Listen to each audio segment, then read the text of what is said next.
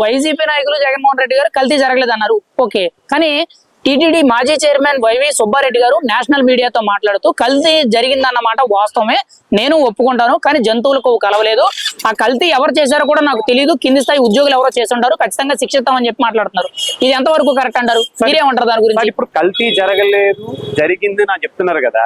ఇప్పుడు నీకు ఒక బాధ్యత, ఒక గౌరవమైన బాధ్యత ఇచ్చారు మీకు టీటీడీలో. ఏం జరుగుతున్నదో అనేది మీరు తెలుసుకోవాలి. తర్వాత మీరు అన్ని మతస్థులు చాలా మంది టీటీడీలో, అన్ని మతస్థులు చాలా మంది ఉన్నారు.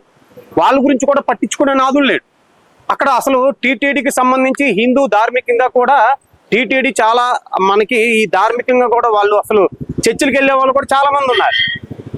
కానీ అక్కడ మాత్రం ఈ పట్టించుకోకుండా ఈయన సుబ్బారావు ఈయన ఏం చేశారంటే పడుకున్నారండి. ఈయనకి తెలియదు, అందుకే పాపం పడుకున్నాడు కాబట్టి ఏం జరుగుతుందో ఏంటనేది పాపం ఆయనకి తెలియకపోవచ్చు. అంటే స్వయంగా ఆయనే కల్తీ జరిగిందని ఒప్పుకున్నారు కదా, దాని గురించి మీరేమంటారు? అంటే జగన్ గారు కల్తీ జరగలేదు అన్నారు, స్వయంగా అక్కడ పనిచేసిన మనిషి ఏమో కల్తీ జరిగిందని ఆయన ఒప్పేసుకున్నాడు. మీరేమంటారు దాని గురించి? అవునండి, కల్తీ జరిగిందని ఒప్పుకున్నారు. దాని మీద చర్య తీసుకోవాలంటే వాళ్ళకి భయం వేస్తుంది. ఎందుకంటే అంత దొంగలు వాళ్ళ ఇంట్లోనే ఉన్నారు కదా. ఇప్పుడు బయట వాళ్ళు ఎవరైనా అనుకోండి పట్టుకునేవారు, దొంగలంతా వాళ్ళు అయినప్పుడు ఇంకేం చెప్తారు? అలాగనే మనకి ఈ సుబ్బారావు ఈయన ఏం చేశారంటే, మనం ధార్మికంగా ఉండే వాళ్ళని ఇస్తే బాగుండేది, కానీ ఈయనకి వెళ్ళేది మాత్రం చర్చికి వెళ్తారు. అక్కడ చైర్మన్ ఇస్తే ఆయన మన భగవంతుడి మీద, మన దేవుళ్ళ మీద ఆయనకి అభిమానం కానీ భక్తి భావన కానీ ఉండదు. తీసుకొచ్చి ఏం చేశారంటే అక్కడ తీసుకొచ్చి పెట్టగానే ఇలాంటివి జరుగుతాయి, ఖచ్చితంగా జరుగుతాయి. ఇది ప్రతి ఒక్కరు కూడా తెలుసుకోవాలి. ఇప్పుడు సోషల్ మీడియాలో ఒక వీడియో వైరల్ అవుతుంది. రోజా గారు, జోగి రమేష్ గారు మాట్లాడుకున్న లీక్డ్ వీడియో వైరల్ అవుతుంది.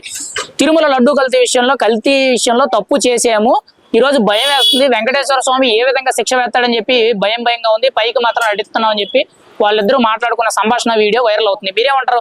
అంటే తప్పు ఒప్పేసుకున్నట్టేనా? తప్పు ఒప్పుకున్నారంటే వాళ్ళు ఒప్పుకోలేదండి తప్పు. ఎందుకంటే వాళ్ళు ఒప్పుకోరు తప్పు, ఇప్పుడు కూడా ఒప్పుకోరు. సాక్షాత్తు భగవంతుడే వాళ్ళ నోటు ద్వారా ఈ తప్పు మేము చేశాం నాయన అని ప్రజలకి తెలియపరిచింది ఆ సాక్షాత్తు కలియుగ వెంకటేశ్వర స్వామి వారే మనకి ఈ వీడియో అనేది బయట పెట్టించారు.